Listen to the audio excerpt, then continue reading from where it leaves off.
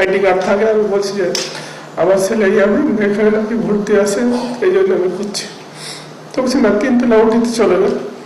17 তারিখ বুধবার 9টা 9:30টার সময় যখন সে বাসায় পৌঁছায়, তখন সে তার আম্মাকে প্রথমে যে বলছে, আম্মু আমার কিছু বন্ধু বাড়ি যেতে পারেনি, ওদের দূরে দূরে বাসা,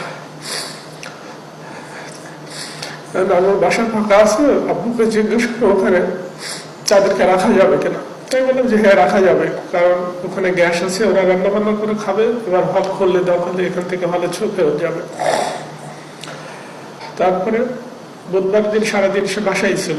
সে শুধু নামাজের জন্য বাইরে গেছে, আর অন্যান্য আসলে বাসায় গেলে সে কখনো বাইরে কোনো আড্ডা বা চা খেতেও যায় না, সবসময় বাসায় থাকে, শুধু নামাজের সময় বাইরে যায়। একইভাবে বুধবার দিবাগত রাত্রে যখন আমি 3টার সময় সেহরি খাওয়ার জন্য উঠি,